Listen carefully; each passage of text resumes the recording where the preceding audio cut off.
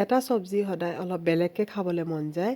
আজি মই ছজিনাৰ এটা ৰেচিপি লৈ আহিছোঁ। তাৰ কাৰণে মই কেৰাহীখনত অলপ তেল দি লৈছোঁ আৰু ইয়াত মই পিঁয়াজ দিছোঁ, কেঁচা জলকীয়া, শুকান জলকীয়া দি পেলাই এইখিনি অলপ ভাজি ল'ম আৰু অলপ কম গেছতে মানে এইখিনি ভাজিছোঁ যাতে অলপ কোমলি যায়। আৰু দেখিছে ন, এইখিনি অলপ যেতিয়া অলপ কালাৰটো চেঞ্জ হৈ আহিছে সেই সময়তে মই নাৰিকল দি দিছোঁ। ইয়াত কেঁচা নাৰিকল বা শুকান নাৰিকল ৰুকি পেলাই যিকোনো নাৰিকল দিব পাৰে, কোনো কথা নাই। মোৰ ওচৰত শুকান ডাব আছিলে, সেইটো নাৰিকলে মই দি দিছোঁ। মই ৰুকি পেলাই থৈ দিছিলোঁ আৰু এইখিনি লাষ্টত দিব, নহ'লে নাৰিকলটো খুব সোনকালে জ্বলি যায়গৈ। পিঁয়াজটো কুকোৱাৰ পিছতহে মই নাৰিকলটো দি পেলাই তাৰপিছত মই এইখিনি ঠাণ্ডা হ'বলৈ থৈ দিছোঁ। আৰু এতিয়া মই আলু অলপ ডাঙৰ ডাঙৰকৈ কাটি লৈছোঁ। আলুখিনিও মই কেৰাহীখনত অলপ তেল দি পেলাই অলপ ৰঙচুৱা হোৱালৈকে এইখিনি ভাজি ল'ম আলুখিনি, আৰু অলপ সিজিও যাব।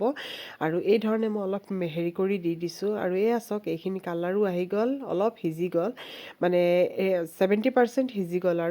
আৰু ইয়াত মই ড্ৰামষ্টিকখিনিও মানে ছজিনাখিনিও মই ইয়াত দি দিছোঁ। এইখিনি তাৰ অলপ কেঁচা গোন্ধটো গুচি যাবগৈ। আৰু ইয়াত মই আৰু আকৌ তেল দিয়া নাই, সেই আলুৰ তেলতে অলপ তেল আছিলে। আৰু এইখিনি দি পেলাই অলপ ভালকৈ মই লৰাই মেলি তাৰ কেঁচা গোন্ধটো যেতিয়া গুচি গ'ল, তাৰপিছত এইখিনি মই নমাই ল'ম। আৰু বেছিও ভাজিব নালাগে, নহ'লে আকৌ বেছি টান হৈ গ'লেও পিছত চব্জিটো বেয়া লাগিব। যিখিনি মই মছলা হেৰি কৰি ৰাখিছিলোঁ এইখিনি মই পিচি ল'লোঁ। আৰু এতিয়া মই কেৰাহীখনত আৰু অলপ তেল দিছোঁ, দি পেলাই জিৰা কেইটামান ফুটাই লৈছোঁ। আৰু এতিয়া মই যিখিনি মছলা হেৰি কৰি থৈছিলোঁ এইখিনি মই ইয়াতে দি দিছোঁ আৰু অলপ পানী দি দিছোঁ। আৰু ইয়াত মই দিছোঁ কণবিলাহী দিলে অলপ টেঙা টেঙা ভাৱ হয়, খাবলৈও ভাল লাগে। আৰু ইয়াত মই নিমখ দিছোঁ, জিৰা ধনিয়াৰ পাউডাৰ দিছোঁ, হালধি আৰু জলকীয়াৰ গুড়ি দিছোঁ। আৰু দি পেলাই অলপ আদা নহৰু দিছোঁ, বা আপোনালোকে অকল নহৰু দিব পাৰে, দুয়োটা দিলেই ভাল লাগে। এতিয়া এইখিনি মই অলপ লৰাই দিছোঁ আৰু দি পেলাই এতিয়া মই তেলটো ওপৰত বিৰিঙি অহালৈকে ঢাকি পেলাই থৈ দিছোঁ। আৰু এয়া চাওক, গোটেইখিনি আমাৰ মছলাখিনি পূৰা হেৰি হৈ গ'ল। আৰু মই কি কৰিম, বিলাহীখিনি অলপ এই ধৰণে চামুচেৰে ভাঙি দিম, আৰু তেতিয়া মানে ভাল লাগিব খাবলৈ। আৰু বিলাহীখিনি মানে ভাঙি দিলে ভাল লাগে, টেঙাটো ওলাই যায়। আৰু এই ধৰণে এবাৰ ছজনা বনাই পেলাই খাই চাবচোন। আৰু ইয়াত মই এখন তেজপাত দি দিছোঁ। আৰু এতিয়া যিখিনি ভাজি থোৱা ছজিনা আৰু আলু এইখিনিও মই ইয়াত দি দিছোঁ।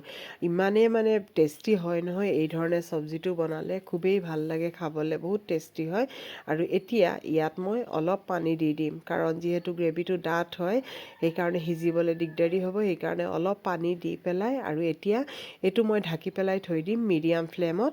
আৰু ইমান কমায়ো নিদিওঁ, গেছটো অলপ মিডিয়াম ফ্লেমত থ'ম। আৰু যেতিয়া এইখিনি অলপ ভালকৈ সিজি যাবগৈ, আৰু এয়া চাওক, এইখিনি ভালকৈ পূৰা সিজি গৈছেগৈ আলুখিনি। আৰু দেখিছে নহয় গ্ৰেভিটো কিমানে ধুনীয়া হৈছে।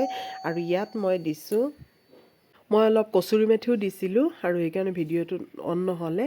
আৰু কেনেকুৱা লাগিছে লাইক কৰিব।